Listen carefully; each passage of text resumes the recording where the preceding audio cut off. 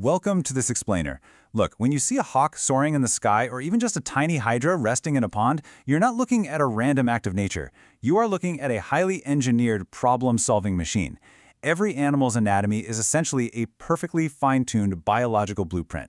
Today, we're going to see exactly how natural selection shapes physical forms to meet completely impossible environmental challenges, and how really complex feedback mechanisms help animals maintain a perfectly stable internal environment in a completely chaotic world.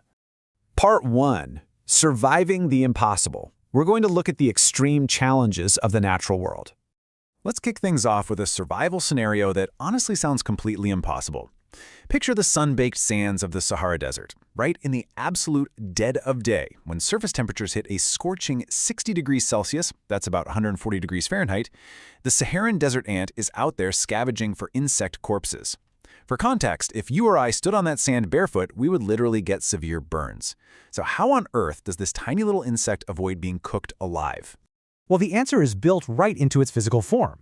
This ant has evolved these disproportionately long 4mm stilt-like legs. Basically, it's walking on tiny stilts. And by elevating its body just that tiny little bit, it drops its exposure temperature by a massive 6 degrees Celsius compared to the ground. That tiny bit of elevation? That's the literal difference between life and death. Evolution has quite literally stretched its anatomy to lift it out of the danger zone. But it doesn't stop there. To minimize its time out in that brutal, punishing sun, it sprints, and I mean sprints. It hits speeds of around 1 meter per second. To put that in perspective, that's close to the absolute top speed recorded for any running arthropod on the planet. By moving like lightning, it drastically limits its exposure time, allowing it to grab food while all its competitors and predators are basically just hiding from the heat. Moving on to Part 2. Form follows function. How shaping bodies conquers physical constraints. Here's something wild to think about. Water is roughly 1,000 times denser than air, and it's incredibly viscous. If you have any random bump or bulge on your body, it's going to create massive drag. So it doesn't matter if you're a mammal like a seal, a bird like a penguin, or a fish like a tuna. If your goal is to swim fast, the unforgiving laws of physics are going to force your body into one very specific, streamlined, torpedo-like shape. We call this a fusiform shape.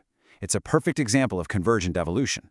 Natural selection independently stumbled upon the exact same physical solution across entirely different evolutionary trees just to beat the exact same environmental constraint. But beyond just moving around, animals face a really tricky universal geometric problem. Every single living cell in a body has to continuously exchange nutrients, waste, and gases, oxygen in, carbon dioxide out, with an aqueous environment. And as bodies scale up and get bigger, pulling that off gets incredibly complicated. To see how animals handle this, let's compare two totally different approaches. First, you've got the simple hydra. It essentially has a sac-like body that's literally only 2 cell layers thick, so it can just bathe both of those layers directly in the pond water to exchange gases. Easy, right? But then, think about a massive, compact animal like a whale. A whale has millions of cells buried deep inside its body, completely cut off from the outside environment. To keep all those internal cells alive, the whale relies on highly folded, massively branched internal surfaces, think lungs and intestines, to pack a huge amount of surface area inside the body. It's an incredibly complex internal plumbing system, all linked up by circulatory and interstitial fluids, shaped entirely by that one geometric necessity. Which brings us to Part 3, the internal balancing act, regulating a chaotic world. When animals face a wild, fluctuating environment, they basically have to choose one of two evolutionary paths. On one hand, you have regulators, like the river otter. They expend energy to use internal mechanisms to keep their core temperature super stable, even if they're swimming in freezing water. On the other hand, you have conformers, like the largemouth bass. They take the energy-saving route. They just let their internal body temperature rise and fall right along with the temperature of the surrounding water. Now, for the regulators, like our river otter buddy, life is all about one word: homeostasis. At its core, homeostasis is the maintenance of a steady state, an internal balance. It's a dynamic equilibrium that keeps vital internal metrics perfectly locked in a survivable range. We're talking blood pH, glucose levels, or keeping a human body temperature right at 37 degrees Celsius, no matter how chaotic the weather is outside. And the really cool thing is, homeostasis works exactly like the smart thermostat in your house, using what's called a negative feedback loop. So, imagine a stimulus. The room temperature drops below your set point of 20 degrees. The sensor, your thermostat, detects that drop.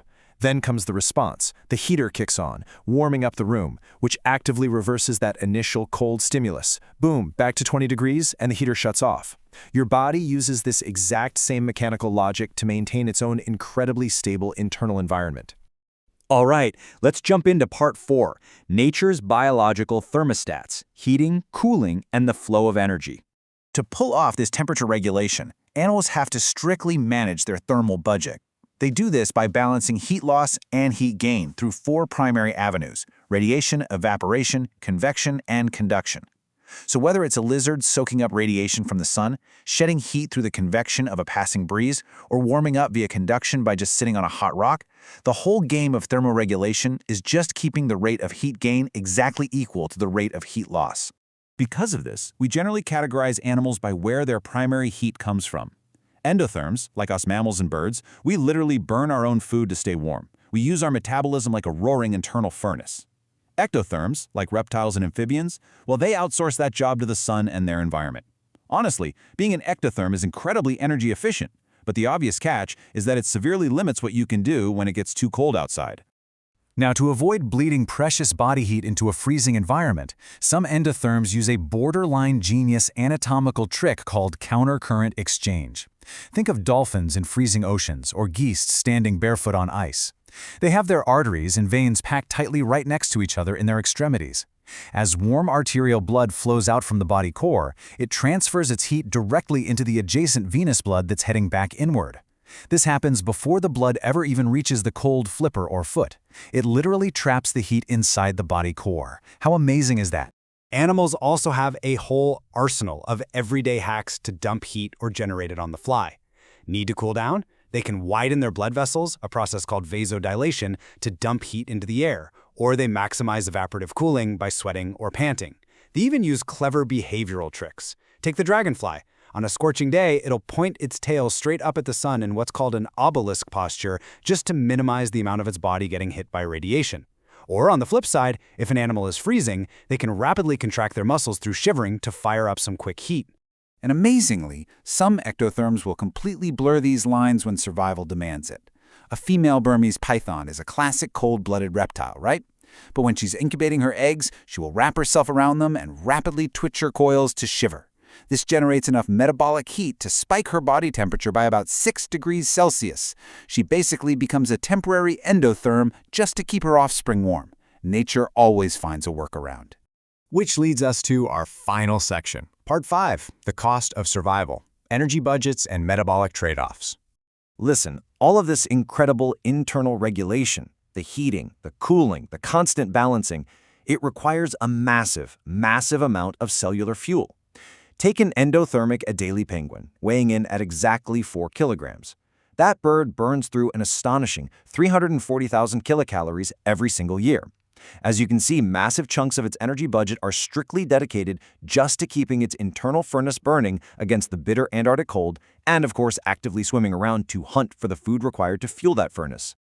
Now, let's compare that to an ectothermic ball python. It weighs the exact same 4 kilograms as the penguin, yet its total annual energy budget is a mere 8,000 kilocalories. That is less than 1/40th of the penguin's budget. And why? Simply because the python doesn't waste its internal energy trying to heat itself.